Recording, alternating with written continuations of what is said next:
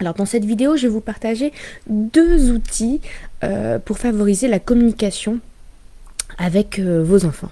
Donc le premier outil que j'utilise, c'est l'utilisation du je au lieu du tu. Alors je vais vous donner un exemple simple. Donc par exemple, comme aujourd'hui, j'ai mal à la tête, donc j'ai une migraine due aux écrans. Mes enfants vont entrer, vont faire beaucoup de bruit, parce que les enfants ça joue et ça joue souvent en faisant beaucoup de bruit. Donc dans cette situation, par exemple, vous avez mal à la tête, vous avez une grosse migraine, vos enfants sont à côté de vous et sont en train de faire du bruit et de jouer, donc forcément ça vous donne encore plus mal à la tête. Comment vous réagissez à ce moment-là?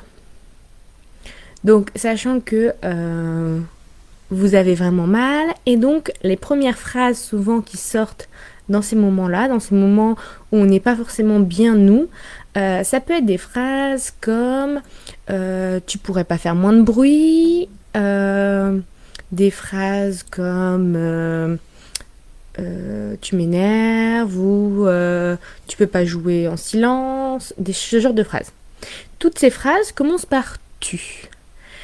La signification pour l'enfant, ça va être qu'il est la cause de notre mal-être. Alors qu'en fait, si on regarde bien la situation, pourquoi je ne supporte pas le bruit de mon enfant? C'est parce que j'ai mal à la tête. Et ce mal de tête n'est pas dû à son bruit initial. Ou quoique des fois, ça peut être le cas. Mais là, dans mon exemple, j'ai une migraine et c'est cette migraine qui fait que je ne supporte pas le bruit. Donc au lieu de dire à mon enfant, tu peux pas jouer calmement, de façon forcément énervée parce qu'on a mal à la tête, plutôt dire j'ai mal à la tête. J'ai mal à la tête, est-ce que tu pourrais ou changer de jeu ou aller jouer dans ta chambre? Parce que vraiment j'ai mal, je vais prendre un cachet et ça ira peut-être mieux après. Est-ce que vous voyez un peu la différence? Dans la première phrase, donc le résultat est le même, je voudrais qu'il n'y ait plus de bruit, parce que j'ai mal. On est bien d'accord. Sauf que dans la première phrase, je ne donne pas ces explications à l'enfant. Je lui dis, tu peux pas jouer calmement. Donc tu peux pas jouer calmement, l'enfant pense que c'est lui le problème. Dans la deuxième phrase, quand je lui dis, j'ai mal à la tête, est-ce que tu pourrais jouer avec un autre jeu ou aller jouer dans ta chambre pour qu'il ne fasse... pour qu'il y ait moins de bruit, je vais prendre un cachet, après ça ira mieux, on pourra rejouer. Là, l'enfant comprend la source du problème.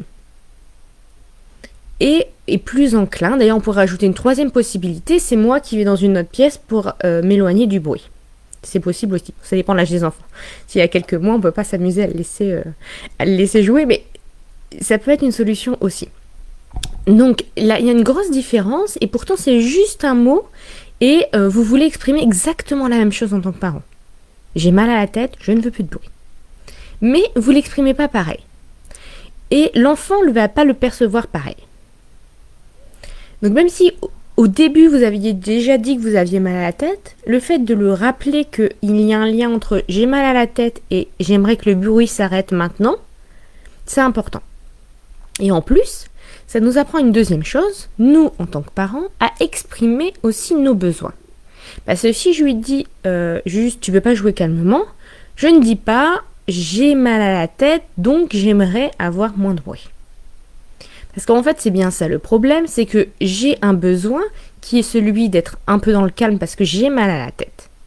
Et le fait d'exprimer ce besoin, c'est bon pour moi, parce que moi, je vais pas garder ça pour moi, parce que si on a mal à la tête et qu'on continue quand même à être dans une pièce où il y a du bruit, ça peut que dégénérer au fur et à mesure que le bruit va commencer, que notre mal de tête va continuer. Donc, j'exprime mon besoin, il y a plus de chances en plus que l'enfant se calme s'il connaît mes besoins, et j'apprends aussi à mon enfant à exprimer ses propres besoins. Parce que plus il va pouvoir mettre des mots lui, plus il va prendre exemple sur nous où on explique ce qu'on a et pourquoi on veut telle chose, plus il va le faire aussi par mimétisme. Donc voilà pour le premier outil.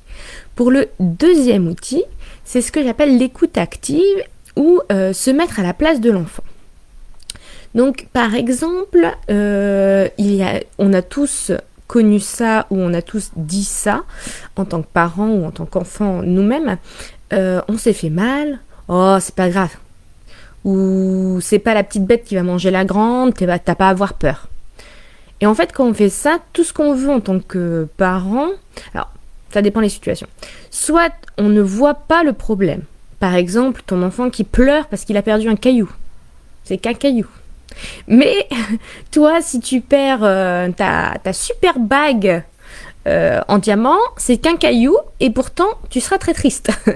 Donc lui, son point de vue est différent. Donc soit on ne voit pas l'intérêt de l'émotion de l'enfant, soit on ne veut pas que l'enfant ressente cette émotion. Et dans les deux cas, ce qu'on va faire, c'est essayer de nier l'émotion, essayer d'empêcher notre enfant de ressentir. Sauf qu'on ne peut pas empêcher une émotion d'être ressentie.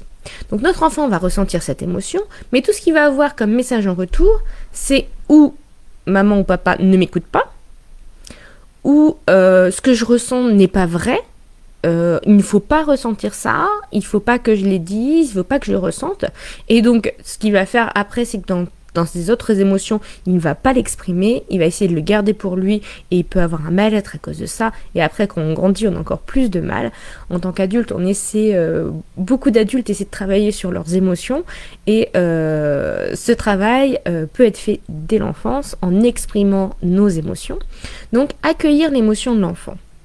Mettre un mot aussi sur ses émotions, donc lui dire qu'il est triste, qu'il est en colère, qu'il est gêné, peu importe le sentiment, mettre un mot sur ses sentiments, et après, comme ça, l'enfant va se sentir compris.